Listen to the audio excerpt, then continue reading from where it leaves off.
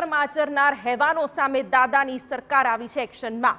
દાહોદ દુષ્કર્મ કેસમાં record break સમયમાં દાખલ થઈ છે ચાર્જશીટ અને તેના અનુસંધાને દાહોદમાં નરાધમ શિક્ષક ગોવિંદ નટ દ્વારા બાળકી સાથે આચરવામાં આવેલા દુષ્કર્મ કેસમાં ફક્ત 12 દિવસમાં ચાર્જશીટ દાખલ કરવામાં આવી છે। પોલીસ દ્વારા અનેક મહત્વના પુરાવાઓ એકત્ર કરી આરોપીને કડકમાં કડક સજા થાય તેવી મજબૂત ચાર્જશીટ રેકોર્ડ બ્રેક દિવસોમાં ફાઇલ કરવામાં આવી છે। લીમખેડા સેશન્સ કોર્ટમાં કુલ 1700 પાનાની ચાર્જશીટ તૈયાર કરાઈ છે અને 150 જેટલા સાહેદો ચેક કરવામાં આવ્યા છે। સમગ્ર મામલે ગૃહ રાજ્યપ્રધાન હર્ષ સંઘવીએ જણાવ્યું કે દાહોદની દીકરીને ન્યાય અપાવવા સરકાર કટિબદ્ધ છે।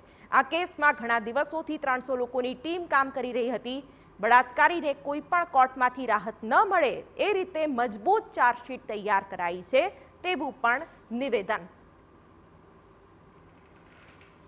રેકોર્ડ બ્રેક 12 દિવસની અંદર આજે કોર્ટમાં ચાર્જશીટ દાખલ કરવામાં આવી છે। Dahod police, FSL, medical team, technical team અને સ્પેશિયલ વકીલ દ્વારા આ 12 દિવસમાં 1700 પાનાની ચાર્જશીટ દાખલ કરીને કોર્ટની અંદર દાખલ કરવામાં આવી। ખાસ કરીને આ 1700 પાનાની ચાર્જશીટમાં 150 જેટલા સાક્ષીઓ ચેક કરવામાં આવ્યા છે અને વધુમાં વધુ સાક્ષીઓને ચાર્જશીટની અંદર લેવામાં આવ્યા છે। આ ચાર્જશીટમાં તમામ બાબતો, તમામ અલગ અલગ પહેલુઓનો અભ્યાસ કરી વૈજ્ઞાનિક પૃથ્થકરણ કરી અને સામેલ કરવામાં આવ્યું છે, જેમાં મુખ્યત્વે 2 એનાલિસિસ અગત્યના છે। જે સ્કિનના એપિડર્મિક લેયરમાં જે એપિથેલિયલ સેલ્સ હોય છે એ સેલ્સના ડીએનએનું એનાલિસિસ ગાંધીનગર ફોરેન્સિક લેબ દ્વારા કરવામાં આવેલું છે। આ એકદમ ડીપમાં ડીપ જે એનાલિસિસ હોય એ એનાલિસિસ ગાંધીનગર ફોરેન્સિક લેબોરેટરી દ્વારા કરવામાં આવ્યું છે। એ ઉપરાંત ક્રાઇમ સીન જે હોય એ ક્રાઇમ સીનનું સાયકોલોજીકલ ફોરેન્સિક એનાલિસિસ પણ આ કિસ્સામાં કરવામાં આવેલું છે।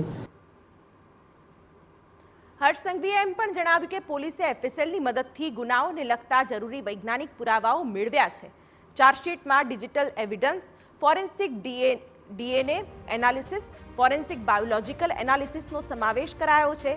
સૌથી વિશેષ બાબત એ છે કે આ વખતે એપિથેલિયલ એટલે કે કોષોને લગતો ખાસ ટેસ્ટ પણ કરાયો છે।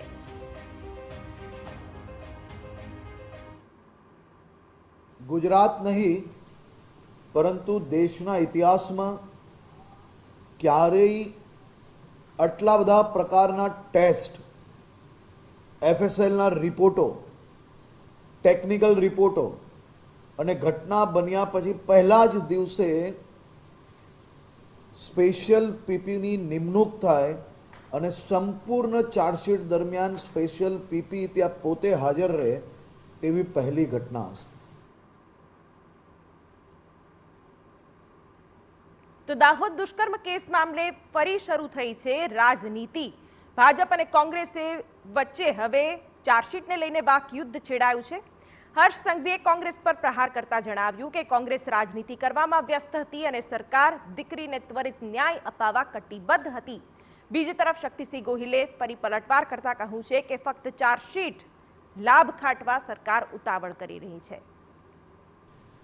કોંગ્રેસ આ પ્રકારની દીકરીઓ જોડે જ્યારે કોઈ ઘટના બને ત્યારે રાજનીતિ કરવામાં વ્યસ્ત હોય છે અને અમે રાત દિવસ એક કરીને રેકોર્ડ બ્રેકિંગ ટાઈમની અંદર મેં તમને કયા એટલા પુરાવાઓ જોડે આ ચાર્જશીટ રજૂ કરી છે।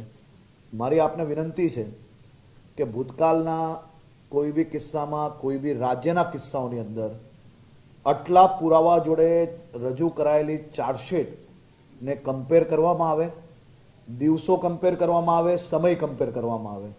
કોંગ્રેસ રાજનીતિ કરવામાં વ્યસ્ત હતી અને અમે આ દીકરીને ન્યાય અપાવવામાં વ્યસ્ત છે। તમે પોલિટિકલ ગિમિક માટે 10 દિવસ 12 દિવસ કે 15 દિવસ જાણે અમે મોટો વાઘ માર્યો, શું તમારી ચાલ તો નથી ને કે તમારી વિચારધારાનો માણસ છે, એજન્સીને દબાણ કરો, 12 દીમાં ચાર્જશીટ કરી દો, એટલે વધારે પુરાવાનો સમય જ એને ના મળે અને જ્યારે